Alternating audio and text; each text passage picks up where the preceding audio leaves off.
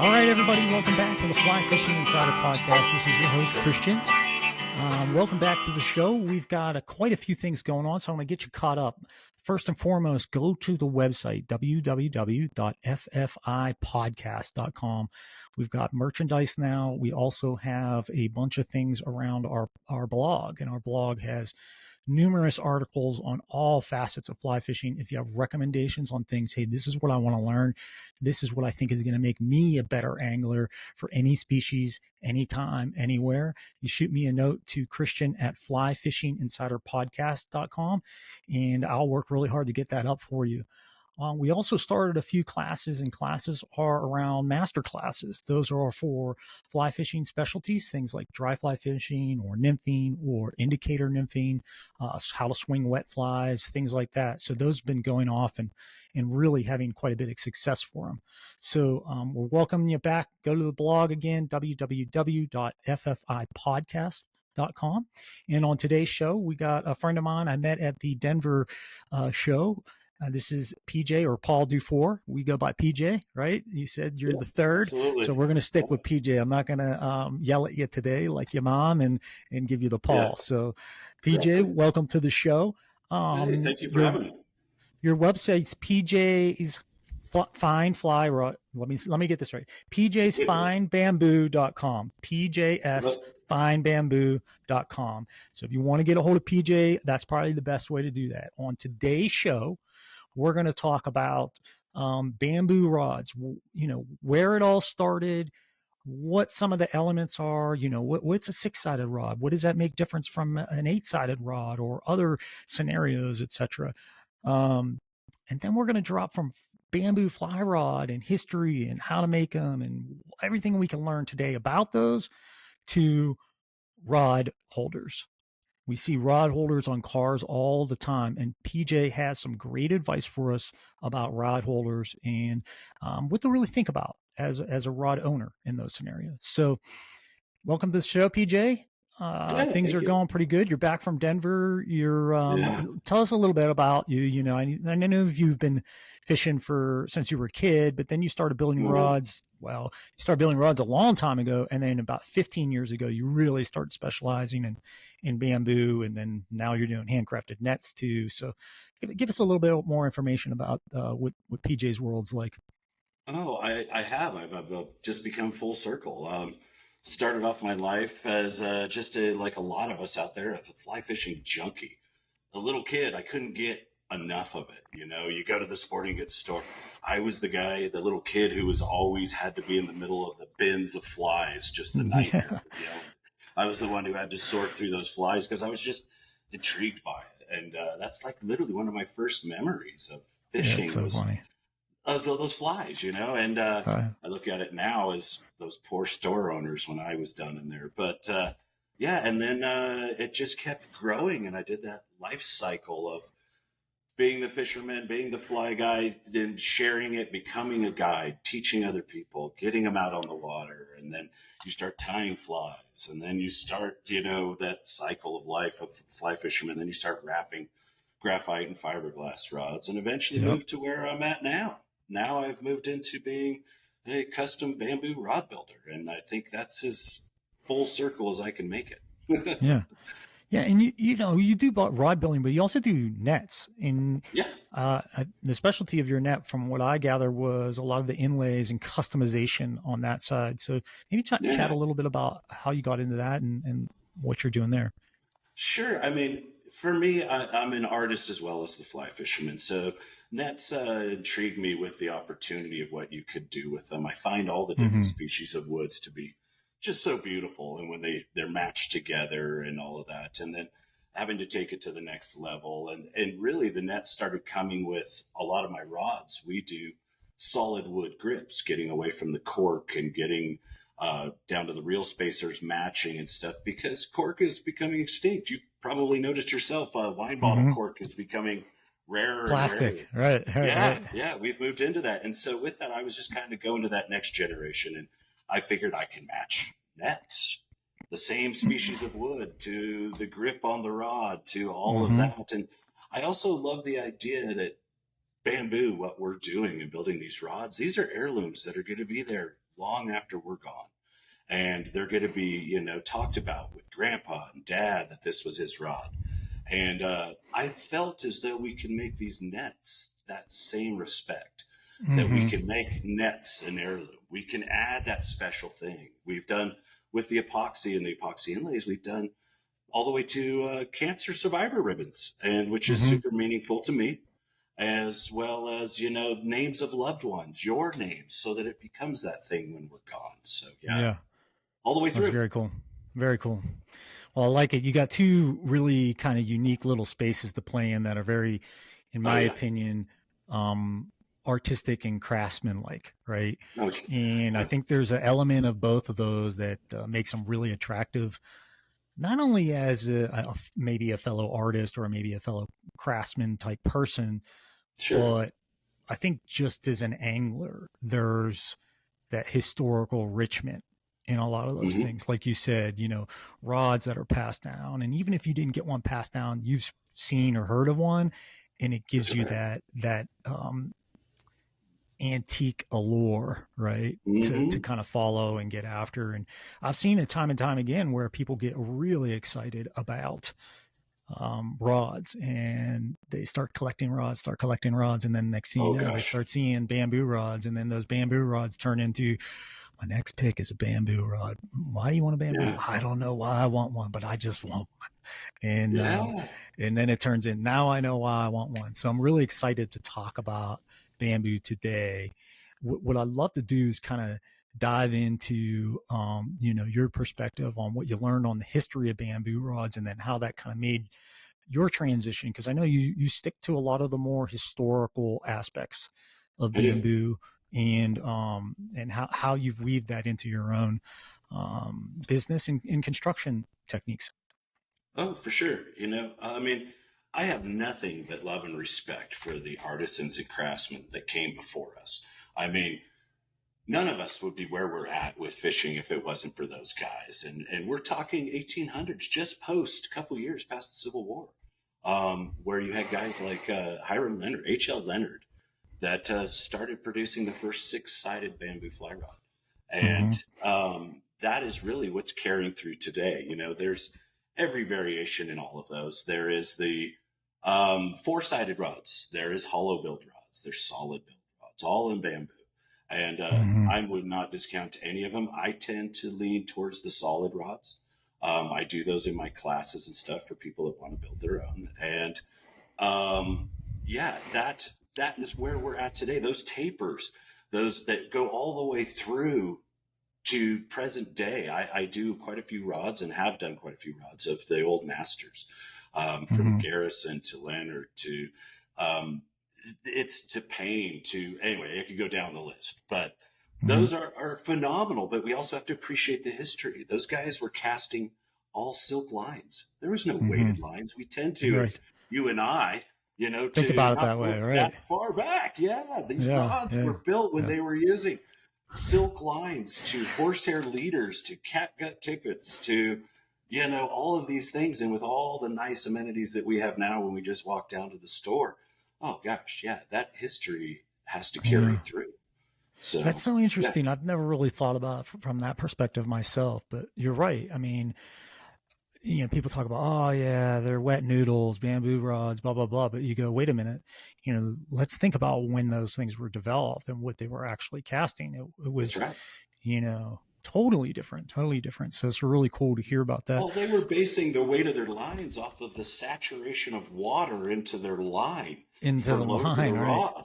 We don't do that now. That's it wasn't until that line was in the water a few times until it started to cast normally. That's right. Right. Yeah. Right. But nobody's going to think about that into where we were now. And then it didn't get until, I believe, and you could check me on this, but I think it was Scientific Anglers that did the first covered rod lines, going back to the 40s. And it's all part of it. And now what I do, and I take a lot of pleasure in, is designing new tapers for our modern fly lines, and working with these companies that have, they spend so much technology and time in being able to load a rod. And I'm just a small fish, but I'm trying to keep up and keep that old bamboo going with our new technology. Yeah, it would be really cool to see. I mean, I don't, from a mercantile standpoint, I don't know how Yeah. um, good it is to be a bamboo rod line provider. But if there was a bamboo specific line that, you know, made sense, maybe it's a flatter taper and it's not as heavily weighted and all those Mm-hmm. different things, that was really kind of set for that, would be an interesting thing to see. Oh, there's a legend that did it actually. Joan Wolfe has a Okay. line that is specifically catering to bamboo rods. And it really specifically caters to a very broad spectrum of rods, from the old tapers and the old builds to what we're producing nowadays. Myself, I'm kind of going the reverse engineering, is I'm trying Mm-hmm. to build weights of rods that go with the taper. You know, another Okay. aspect that most people don't understand is there's that mythical weights of rods, right? It's a Right. 5 weight, Right. it's a 4 weight. What rod are you fishing? You know, for what water system and what target are you fishing? People don't realize that if you got to go back to the early 1900s, that there was actually a correlation. There was rods when the first 5 weight was built. It was, they came across and said, fish from 12 to 20 inches. This is the rod for you. This Yep. is it. And it happened to weigh 5 ounces. The Hmm. 5 weight rod was born. Hmm. Nowadays, rods are 1.25 ounces and what have you. Right, right. It's a And the weight's computer. correlated different, right? The weight is correlated to 100%. the Yeah. flex of the rod that it was Yeah. intended to be, but there's no direct measure on that intention No. They either, don't know right? the The history. That's intention part of it. measure is that of Yeah.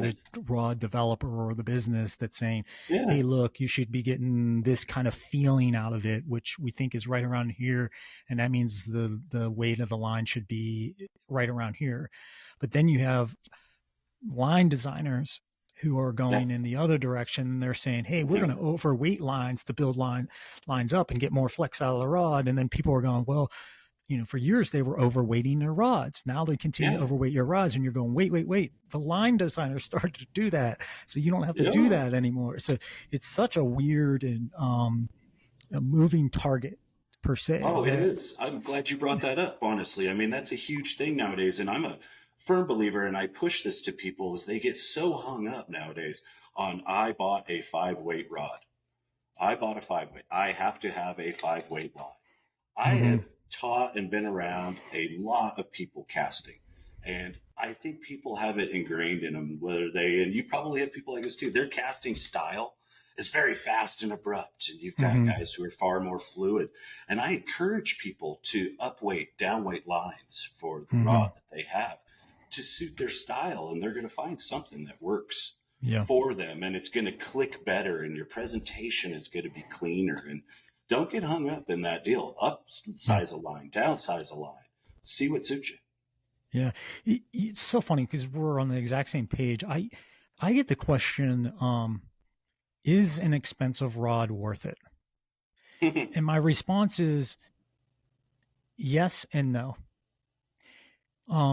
There are advantages and disadvantages to both ends of the spectrum, right? Yeah. And the reality that I've found is most people, what feels comfortable for them is what they learned on, right? Oh yeah, that's true. And because they get that muscle memory, they get that feeling that they're searching for, and that was what was with their early rod.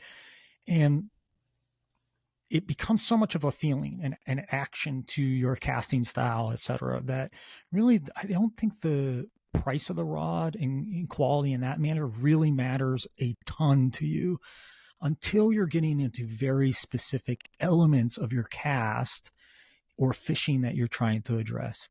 That's Yeah. when you start to go look for particular elements that might cost more. And then you go into the next phase, which is, if I'm looking to go to a more expensive rod, what am I going there for? Am I going for better cork? Am I going for better raw materials in the rod itself? Am I going for better construction, longer lasting, higher warranty? Maybe I have eyelets that are flexible in my rod that aren't going to Sure. be stiff and break. Maybe I have designer eyelets with inlays in them, et cetera, et cetera. I mean, you can go down the list of things that can change the price of a rod and cause it to be more expensive. And I think you have that in combination with the large form, which is quality assurance. It's, in my opinion, like the McDonald's model. You go to McDonald's anywhere in the world and you get a cheeseburger, and it tastes the same in Chicago as it does in Japan, right? Yeah, it's true. It's the same thing. The quality assurance is really high. Now, in rod manufacturing, it can be the same way. On a lot of the higher end rods, one and the other, they look very consistent, work very consistently amongst the other. Some of the smaller brands, it's not like that as much. Their quality assurance isn't as there. So, it's really what you want to, and that could be good and bad, right?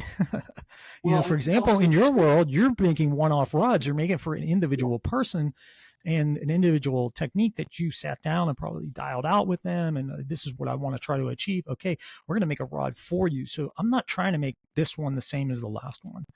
That's right. No, you nailed it perfectly. It's such a broad spectrum. So I always kind of defer to yes and no. Don't get so hung up on, labels and, and there's no need to bash some of them, right? Because some of these guys are just like, oh yeah, that's a Korean rod, or well, I got news for you. A lot of these rods are made overseas, and a lot of them are manufactured. They're what do they call it?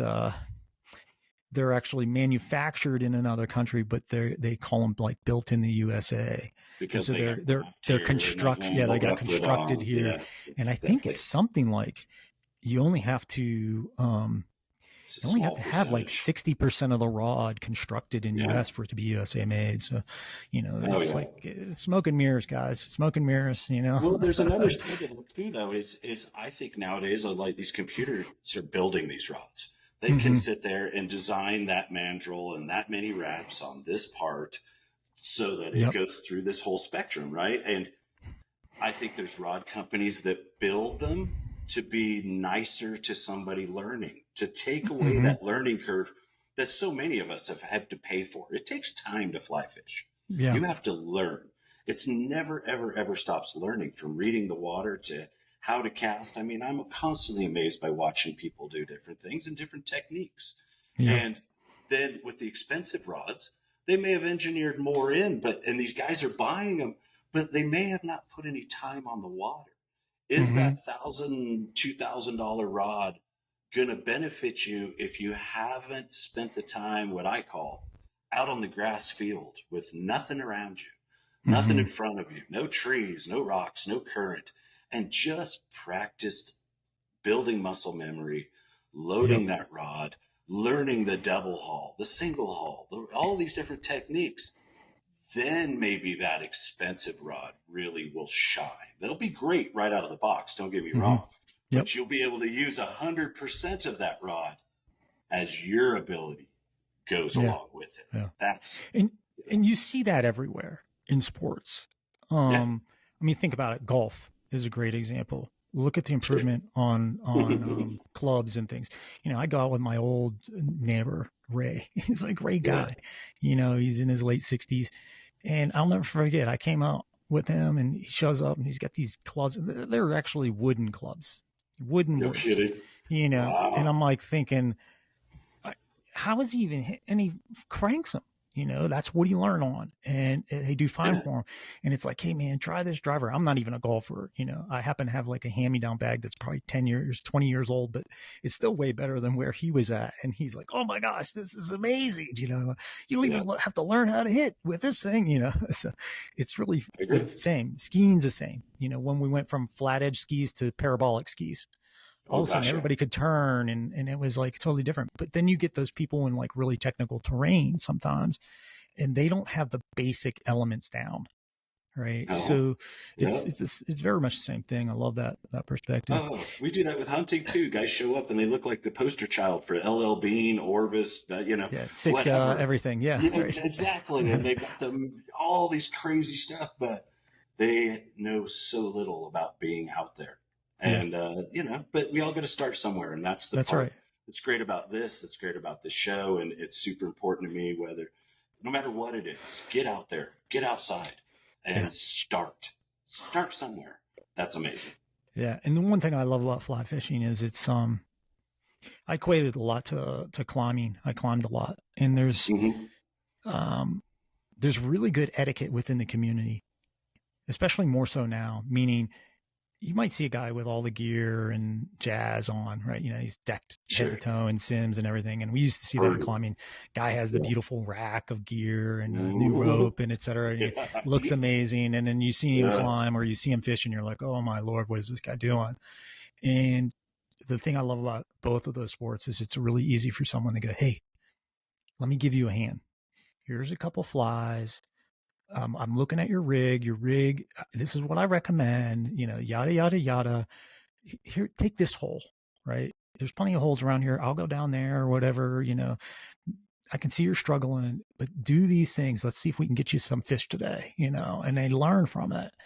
Right. And then there's the other element of like just being around someone and being in a parking lot or a tying, you know, group in the evenings or something and just asking questions. And like, I think there's something about fly fishing that brings out the inquisitiveness of people, really gets them to ask questions. And I think because it's such a problem solving activity, right?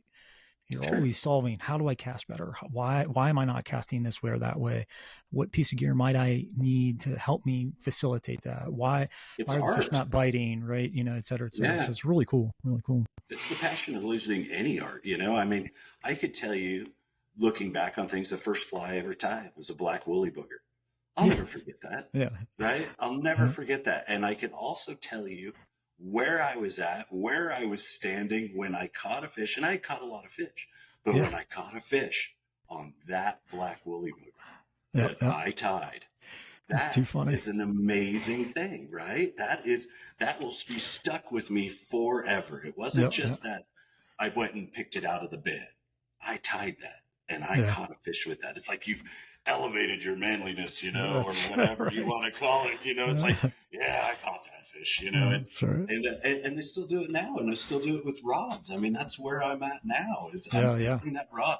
I get to live vicariously through that person that takes that rod that either I built or they built in the class, right? Yeah, with their hands. I mean, I've had attorneys in here that have looked right at me and said, you know, I've never swung a hammer. I've never sanded a thing in my life. Can I build a rod? And I say, and right. now, I have this thing with them now. You know, they send me pictures. They are constant. They call me and like, oh, it was so amazing because they caught it with that rod that they built.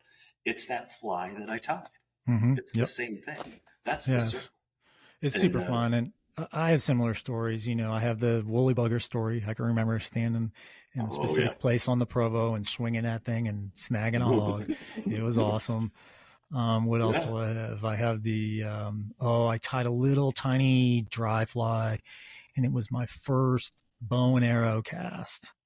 Bow and arrow cast to this little trout that I could see. And man, when that thing hooked it, I remember screaming like a little girl. I was so excited. You know, nobody was around. I was like kind of looking over my shoulder. Like, anybody hear that? I hope not. Nobody's right? And I think my latest one, honestly, Paul, was you know, it was a number of years ago, but I started European style nymphing, and I built my own leaders. And I'll never forget going out with my own leader and being like, okay, I think this is the system I want to start using. And it was like, I just had like one of those days where it was like, man, you put your rod in the water or your line in the water and it was eats, you know. And of course, I equated it to my leader, but it wasn't my leader. Everybody has it, you know. There's something to that. Everybody's got that favorite fly or that leader, you know, that when you walk onto that water, you are confident. This is it right here. You know, I got this. And it will be stuck with you. You know, just like we have mentors. We have people that led us down those paths in history that we won't forget either, that took us to those places. So it's really cool. Really cool. I always was a big follower of, and I don't know if he actually dubbed the term confidence fly, but George Daniels talks about his confidence flies all the time. And that to me was always like, I remember reading his book and, this is the catgut nymph and this is the so-and-so, and that's my confidence fly. And I have my own little box of like, these are my confidence flies. And I still to this day, that's how I fish. So really cool. You know, everybody paints those pictures. Mine was John Gearich. He painted a picture to me that was so amazing. And even when, you know, life gets busy and fast and you can't get on the water, you know, you get guys who you read their experiences, and because you're an angler and you share that with them, Yeah. You know, there's a connection there. It paints that picture. It paints the confidence. Yeah. So yeah, it's and amazing. Someday I'm going to have to read some of his work because I hear about it all the time, but I've never taken the time. And everybody goes, I can't believe you. I can't believe. I'm like, oh, someday I'll slow down, but that's okay. Not for now. It's an addiction. It's an That's what I absolute understand. addiction. I don't know if I need one of those. Oh man, yeah, it does. I think I've read all of them now, and they're just easy, good reads, and he so speaks to anglers and being out in the woods and that experience. And so, yeah, That's cool. You'll enjoy it when you get the opportunity. Cool. Do it when I'll it's definitely right. have to take it up. Let's do this. You mentioned before 6-sided rods. Yeah. That's pentagonal, right? Hex. Okay. Hexagonal. Hexagonal. Yep. That's right. Yep. Mm-hmm. And so we have the 6-sided rod, but you mentioned that some are hollow and some are solid. Yeah. When you say they're hollowed, are they taking those 6 sides and are they like chamfering the inside of that that side, and that's what's creating the hollowness? What they're doing is it's 6 pieces, obviously the hexagonal. They're 60-degree angles. That's the way they all fit together to make a solid piece. And where all those points come together, they're literally hollowing those down between those. And this is just very rough. And right? You're talking the center points, right? The very center points. They're taking a very small amount out of there.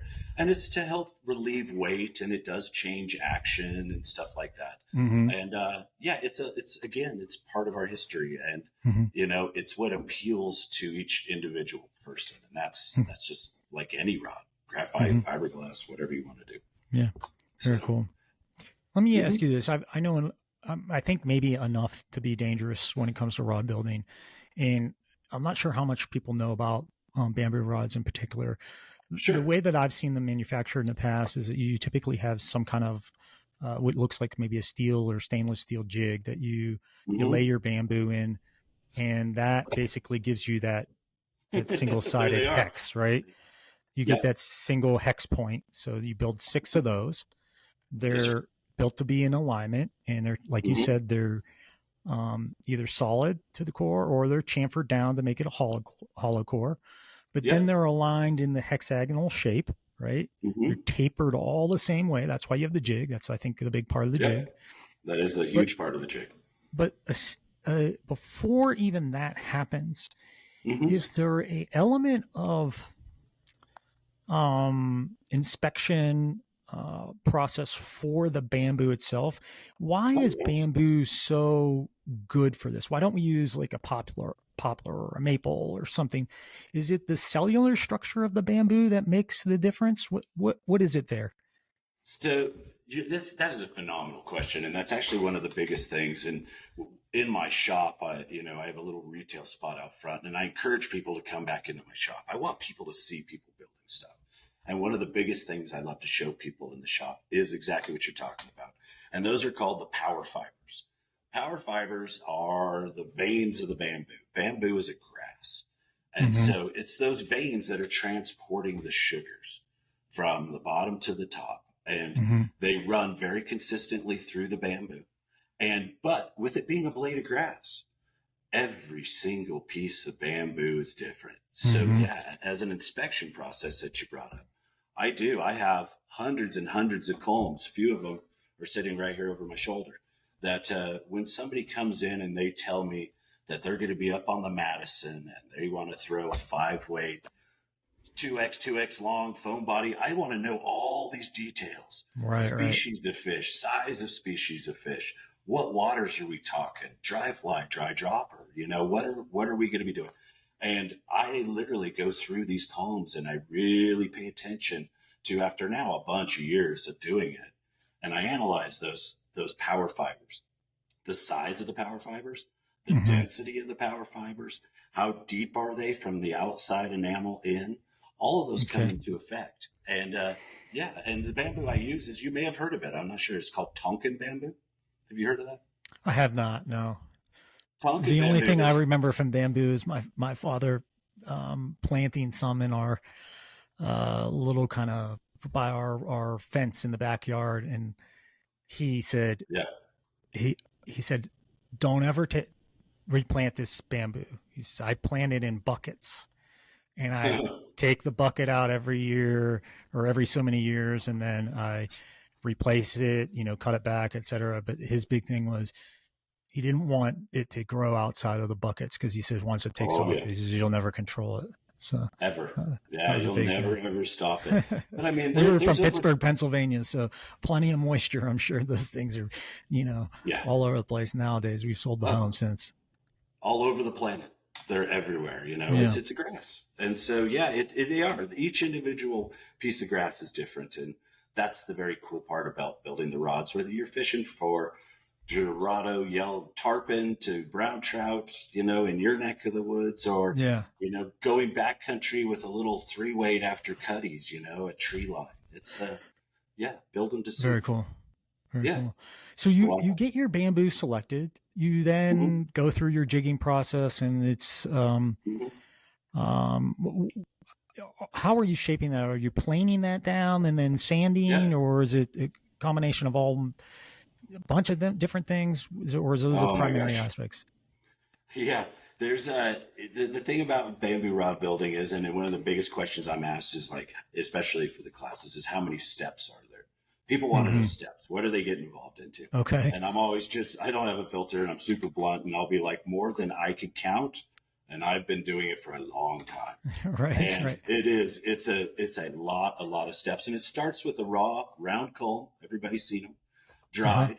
And what we do is we split those down into about 5/16 inch pieces using, you're not using power tools, literally popping and breaking and splitting it so it follows those grains, the natural part of the way it's meant to be. And that's a big part, it's something alive. It's something natural in your hand. It's not that we're so used to plastics and fiber, all of that. It's a natural thing. And you have to work with it instead of against it. You do. Absolutely. Well put. And it's from there, once it's split down, there's many steps. We start the tempering process. The tempering is they're so full of sugar, being a grass, that we are heating we're heating those sugars. An analogy I like to give is I'm heating those sugars through 3 processes to get it between rock candy and toffee. If I go to rock candy, that rod is going to be brittle. It's not going to have a good action, and the chances of it breaking is really increased. If I leave it at toffee, the rod's going to be a limp noodle. We've all had those that are just nothing there to be able to load, that you just can't work with it. And I'm shooting for right in between right there. And really, it's just years of working with it that leads you to be able to look at it, hold it, be a part of it, And so from there is when you got it, and what's over my shoulder right there are a couple of those forms. We adjust them every 5 inches they already have a little groove cut in them to a 60-degree angle. And I'm going from bigger to smaller, and I create that taper for the rod that we're looking for, from 12-weight to 2-weight to what action you're trying to achieve. And we start hand planing. We use hand planes. Some of my planes I use are Stanley's going back to the 1800s. Yeah. And there's modern builders that are awesome. I'm a history guy, so I enjoy these old planes and bringing it back to life that way. And to shortcut it, once you have all 6 pieces brought down, you glue them together, and then you start, scraping, sanding, wrapping, and creating the rod. Yeah. From a glue standpoint, what kind of glues are you using? Do you need something that has some, I would assume, some malleability to it, but also isn't water-based, I would assume, et cetera? I have a lot of fun with it, and that's why I kind of chuckle, is in our community of bamboo fly rod builders, that's one of those good old, you could debate and look on forums. Right. Everybody has their special formula. Oh, yeah. Yeah, exactly. I myself have gone to good old Type Bond 3, the woodworker's friend, going back to my home building times. And there's a lot of us that use those. It's a waterproof glue, you want to be that way. Yeah. But it does retain a certain amount of workability even afterwards, where if a rod develops a set or it wasn't as straight as I like it, I'm able to heat up the bamboo and the glue and just get it to reset almost, and manipulate it and reset it back. Yeah. So I'm a Type Bond 3 guy. Are you, just out of curiosity, are you adding dyes or anything to those glues and, trying to match? No, it's all pretty straightforward, huh? If you do it right, I mean, we literally, when we're hand planing these pieces down and we're running hand plates, I measure my shavings down Yeah. to my shavings are either at or below 2/1000ths of an inch. Okay. Your chin whiskers are thicker than my shavings. That's And right. so, Right. and with those, if it's done properly, you will never ever see a seam. You're never going to see any glue. You shouldn't have to worry about coloring. Okay. I mean, we're planing to thousandths and in some cases 10/1000ths of an inch. And it sounds like you're very subtle with it. It's like mitering corners on a kickboard or something. People think, oh, you just cut it at 45s and slap it together and it works. And it's like, well, no, the wall's never plumb. This is never that, et cetera. So you end up, really hand manipulating that. So, and it sounds like that's what you're doing, a lot of that. Yeah. Oh, a huge amount, because we have to do it with nodes. Nodes are, everybody's seen bamboo, and the segments that they grow in, the bulbous part in the middle between the long segments is called a node. And the node is where all those power fibers just kind of come together to join. And so, when we're hand planing, it takes a level of, you have to really concentrate it. You have to know what you're looking for. There's a lot of feel, and people don't understand when you're looking at those pieces of bamboo. When they come in here, I think the most amazed part that they have is when they see me planing, that everybody's seen how delicate and fine the tips are on bamboo rods. Yeah, and they don't realize that there's 6 pieces on 60-degree angles, all glued together in there. That is less, in most cases, less than the diameter of a toothpick. Yeah. And those have to get all put together and glued together. Yes. And then planed down. So the detail and the size. They have to stay that way. Like when you glue them, like how, and that's my next question. Gosh, this is exciting. So, you go through these. I used to shape surfboards. So we did some hand planing and stuff with that. And that was cool. And I loved your reference to tools, because I have a tiny little plane that was old. It was like my grandfathers or great grandfathers. My dad gave me.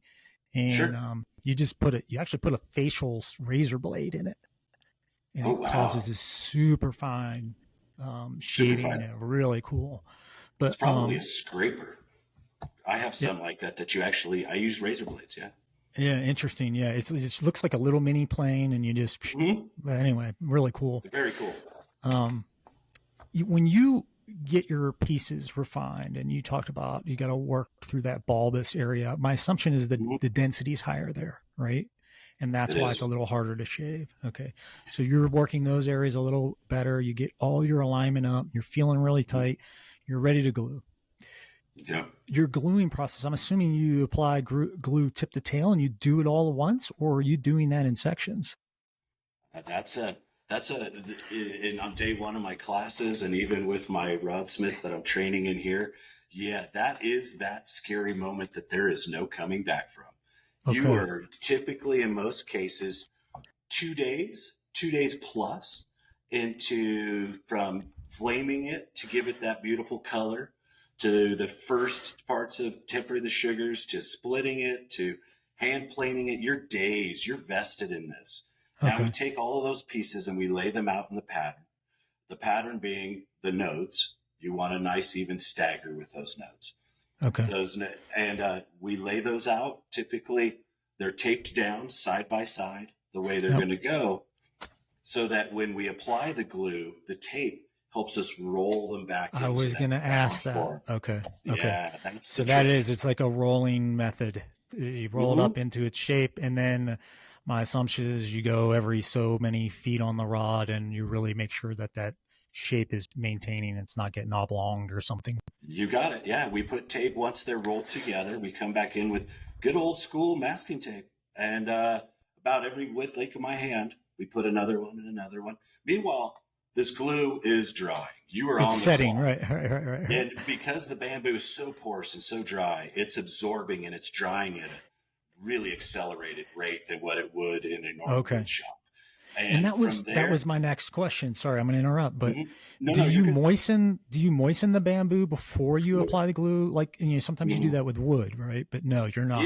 you're tempering it and it's staying there, and then you're adding the glue with no additional moisture and allowing it to move from there. I want it to absorb. I want it to dry as fast as possible. And then it gets into another one of those good old arguments, just like glue. It's called binding. Binding is how you take all 6 pieces that are going on this taper and crank them together. In a wood shop, you use a clamp, right? Everybody's seen it. You clamp that 45 together and it holds it. Well, we have 6 of those pieces going together. And how we actually bind all these things together is with string. And you wrap the string around the top and you start spinning it. And that string is wrapping around that. And that glue, the excess glue, is now squeezing out with the pressure of the string. Okay. And there's a lot of manufacturers of binders, this and that. I find myself using most of the time, I have an old reel mounted on the wall and it's full of my binding string. And I set the drag so that when I'm twisting that string, when I've got that string, and everybody does this in my class, you are twisting it and it's wrapping down that rod. And when you get to the bottom, you flip it over and you wrap it the other direction with nice, even, consistent binding all the way down. Once it gets to that point, that's when we tie it off and we use our hands and we roll it on the table. We make all 6 of those pieces now seat together exactly the way they were intended. You're like kneading it like dough. I mean, really, right? Yeah. Okay. We're rolling it. We've got now even pressure with that string going in both directions, all the way up and down that rod, with the wraps being about 1/2 inch apart. Right. And so if it's not seated, it's not going to want to distribute the pressure evenly. And that's ultimately from a physics standpoint what it wants to do. Right. That's exactly right. Yeah, exactly. And so once we roll it out, you could typically, because we have, paid so much detail in the planing process and now binding it, it's going to look down a nice straight rod, and it goes into my heat room and we hang it overnight and let that glue dry. And the next day we go to removing string and glue by scraping, and you have a blank. You have a blank to work with, like so many people have done before. Very cool.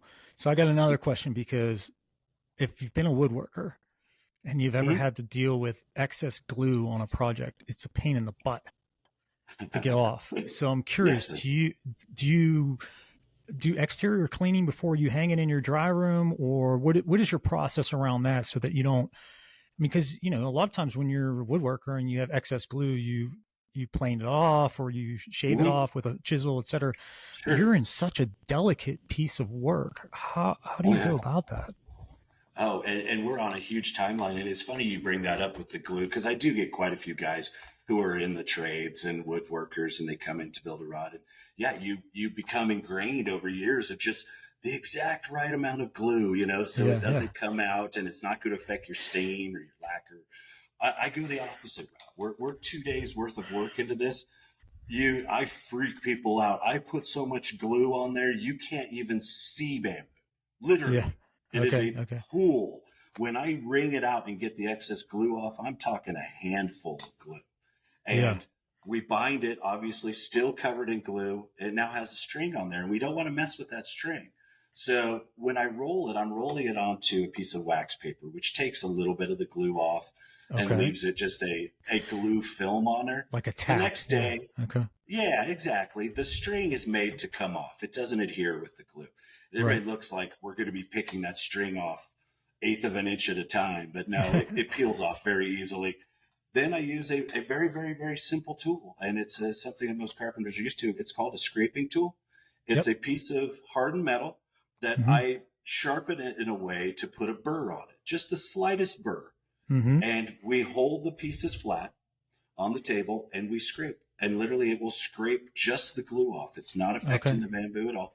And when you see the color change from that light color of excess glue to the bamboo, we sand it with a very fine grit, and you're back to raw bamboo. Okay. Very cool. Very cool. Yeah.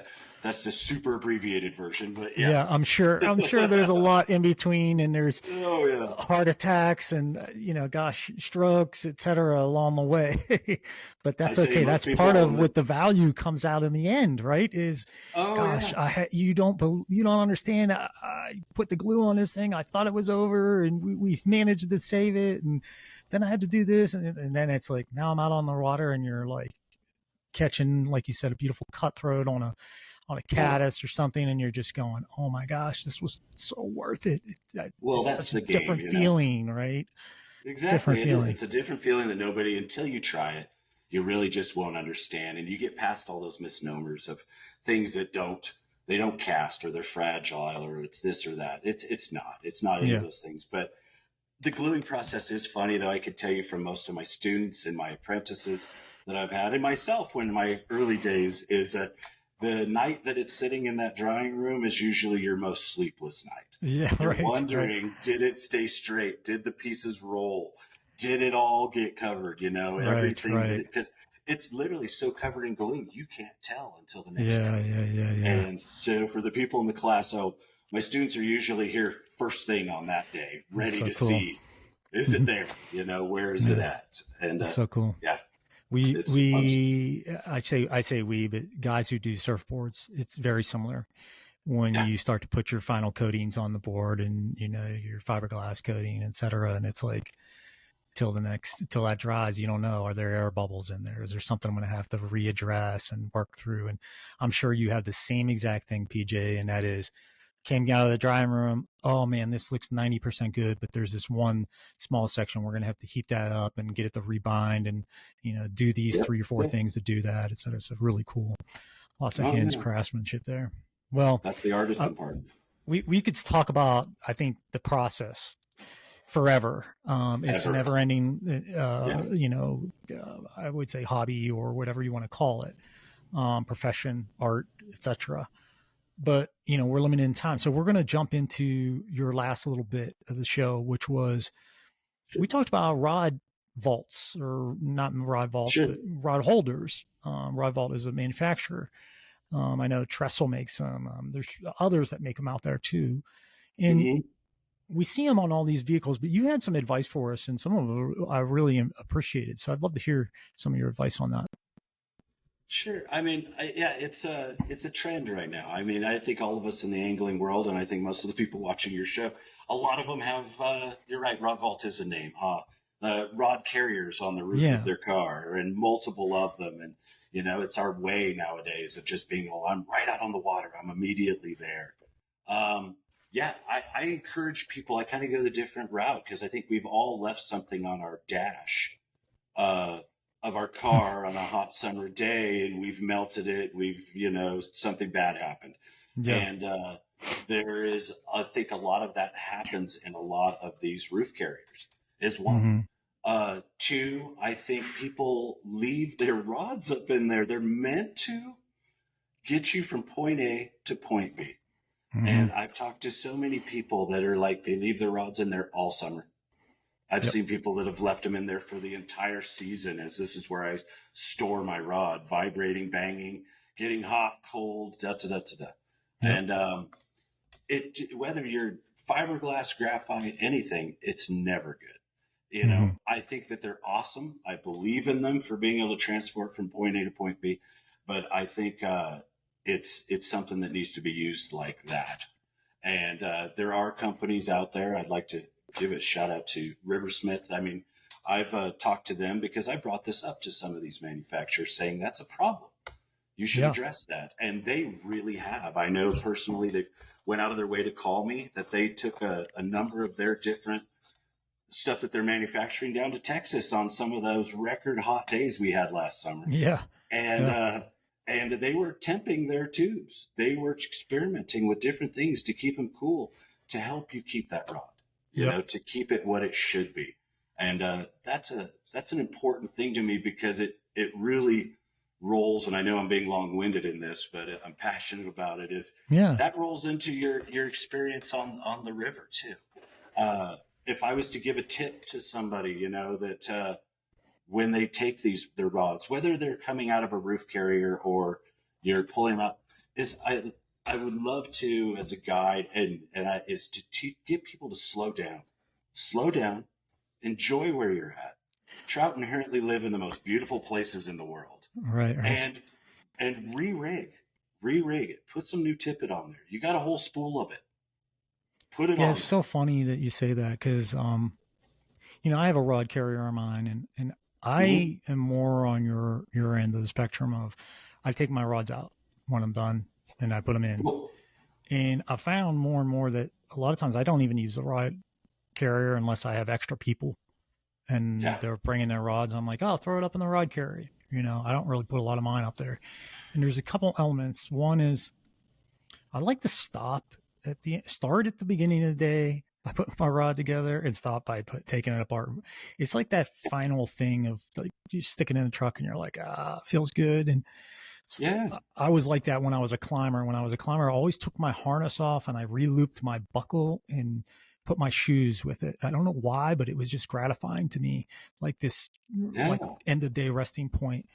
But what I really like about the setup is something that you mentioned. That's like a lot of the leader and line things that you don't get to experience when you have your rod up in the holder. You pull your rod out of the holder and you start walking on the river. You know, when I'm putting my rod together, I run that leader through and I run my hand down the leader. Are there any nicks in it, etc.? You know, I'm putting on my new fly. Is it the right length? Isn't it the right length? You know, where did I leave off last time? You know, all those weird little things that I actually enjoy doing, and they're part of that big system. And then I don't have any questions. You know, you're out on the water, you get big fish on, you're not questioning, oh my gosh, was that thing nicked? Was that, how long was that? What was going on? What am I on? Am I on 5X or am I on 6X? You know, so I like to eliminate a lot of that doubt. Retie your knot. Put a new knot on it. Start your day with a new knot. And, you know, I mean, how many times have you been to the river and you left your house with a preconceived notion of what it's going to be?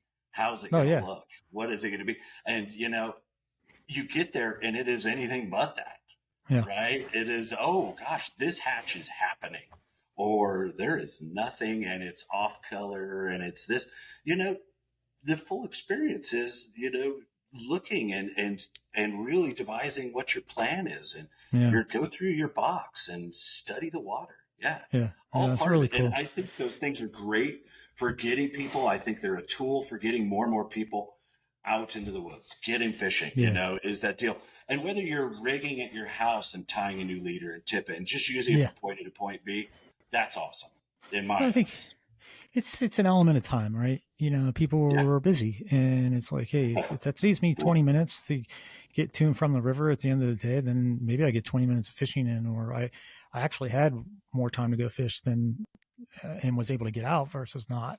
And I totally get that too. I think the big things are just the heads up, like you said, of, you know, you're getting a lot of heat and it's not good for your equipment. It's not good for the rod. It's banging around in there, like you said, in some cases. Some are better at that. That's not good for the rod, but you know, your tippet, your leaders, those are all being affected. And I think one of the more important ones is your fly line. Fly lines are made out of PVC. For the most part, most of them are. For the most part, And I think you get that stuff now PVC free. Some of them are PVC free, but I mean, you're talking about freeze-thaw phases and heat temperature phases. Those are like the number one ways to destroy a fly. You know, it's like be very careful on a fly line. You know, I don't know. Fly lines used to be, when I remember when I first started, it was like, oh yeah, you get a fly line, and it wasn't super expensive, but now lines are not cheap. And a lot of times you use 3 or 4 different types of lines for one rod type. And, you know, it just goes down the list. You know, it's your line. Now, now you're backing. And what's your backing look like? I mean, just go down the list, guys. So I think taking care, like you said, and being observant of that is really important. All the way to reels. I mean, think about this one too, is it's like almost all of our reels have some form of lubricant in their bearings, in that reel. You heat up that lubricant to 120 degrees. It's wet. It's just wet. Especially in like a reel that has like a cork based drag on it or something like that. You know, so for sure, all those things change. Well, PJ, great having you on the show. If you do want to get a hold of PJ, it's pjsfinebamboo.com. That's pjsfinebamboo.com. Like I said, you do rods, but we also do very special nets. So take a look at those. Either way, go check out the website. If you want to see some incredible rods, there's some beautiful photography on there. The flies, the nets as well are really interesting. Tons of different inlays. So go check that out, guys. I really appreciate it. Thanks again for being on the show. Remember, we're the Fly Fishing Insider Podcast. We help you catch any species, anytime, anywhere. We'll see you guys soon.